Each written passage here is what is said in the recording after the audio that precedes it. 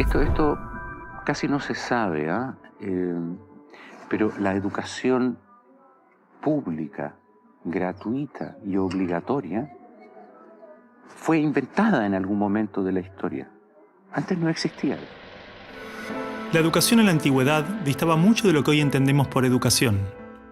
En Atenas clásica, por ejemplo, no había escuelas. Las primeras academias de Platón eran espacios de reflexión, conversación y experimentación libre. La instrucción obligatoria era cosa de esclavos. Por otro lado, la educación en Esparta era más parecida a una instrucción militar. El Estado se deshacía de quienes no alcanzaban los niveles esperados. Había clases obligatorias, fuertes castigos y modelamiento de la conducta a través del dolor y el sufrimiento. Antiguamente la educación estaba en manos de la Iglesia Católica, por lo menos en el mundo cristiano occidental.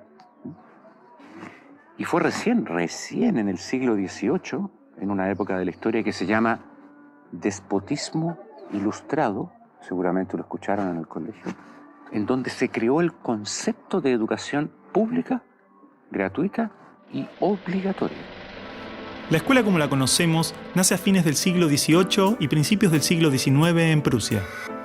Con el fin de evitar las revoluciones que sucedían en Francia, los monarcas incluyeron algunos principios de la Ilustración para satisfacer al pueblo, pero manteniendo el régimen absolutista.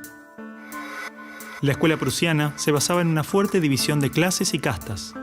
Su estructura, heredera del modelo espartano, fomentaba la disciplina, la obediencia y el régimen autoritario. ¿Qué buscaban estos déspotas ilustrados? Un pueblo dócil, obediente, y que se pudiera preparar para las guerras que hubieron en esa época entre todas las naciones que estaban naciendo. Por ejemplo, Catalina la Grande de Rusia llamó a los enciclopedistas franceses a preparar esto mismo. Diderot, uno de los más famosos, estuvo allí para armar este paquete, ¿sí?, formador, no de ciudadanos, sino que de obedientes súbditos de estos estados. Las noticias del exitoso modelo educativo viajaron rápido, y en pocos años, educadores de América y Europa visitaban Prusia para capacitarse. Con el paso del tiempo, el modelo se expandió a nivel internacional.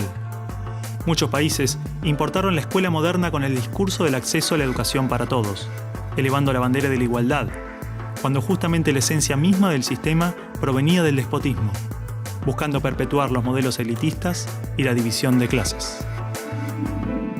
Ese es el origen de la educación pública. Fíjense ustedes que Napoleón, un poco posterior, y enemigo jurado de todos estos déspotas, hizo lo mismo. Él lo decía con todas sus letras. Yo quiero formar un cuerpo docente para poder dirigir el parecer de los franceses. ¿Se entiende? Él lo tiene claro. Y eso opera, se sepa o no se sepa, hasta el día de hoy. La escuela nace en un mundo positivista regido por una economía industrial. Por lo tanto, busca obtener los mayores resultados observables con el menor esfuerzo e inversión posible, aplicando fórmulas científicas y leyes generales. La escuela era la respuesta ideal a la necesidad de trabajadores, y los mismos empresarios industriales del siglo XIX fueron quienes financiaron la escolarización obligatoria a través de sus fundaciones. ¿Dónde coloco los hijos de estas personas para que puedan trabajar? ¿Cómo educamos en que aprendan a leer? ¿Cómo creamos obreros inteligentes? La educación sigue siendo lo mismo, una herramienta para formar trabajadores útil al sistema y una herramienta útil para que la cultura permanezca siempre igual y siempre se repita, lo cual es conservar la estructura actual de la sociedad. La escuela se complementó con investigaciones sobre el control de la conducta, propuestas de utopías sociales y hasta teorías de superioridad racial. No es de extrañar que los primeros estados con el sistema prusiano o similar fueran con el paso de las generaciones focos de xenofobia y nacionalismo extremo. El modelo de producción industrial en cadena de montaje era perfecto para la escuela. La educación de un niño era comparable a la manufactura de un producto. Por lo tanto, requería una serie de pasos determinados en un orden específico. separando a los niños por generaciones en grados escolares.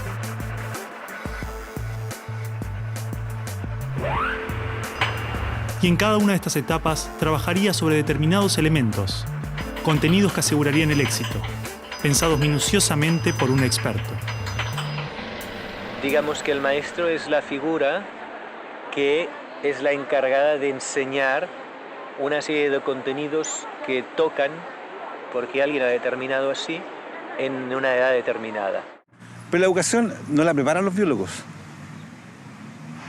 Y curiosamente muchas veces tampoco son educadores los que la preparan. Son administrativos. Son gente que no hace clases.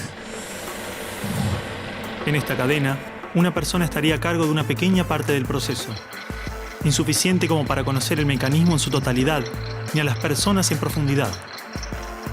Un docente por año, por materia, cada 30 o 40 alumnos, llegando al punto de que el proceso termine siendo meramente mecánico. La educación, como la estamos viendo hoy, es administrativa. Hay alumnos que llegan, profesores que hacen clase, alumnos que se van, profesores que se van y al día siguiente se repite el ciclo. Un profesor estatal es un funcionario en que la autoridad le dice: usted tiene que enseñar esto, esto, esto y de esta forma.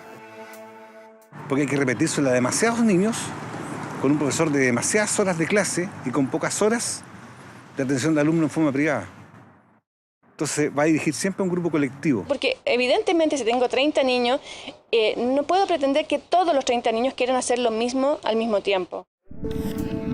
Este sistema de cadena de montaje, que nace con el taylorismo, fue aplicado tanto en la industria, la escuela y el ejército de diferentes países y culturas de Occidente.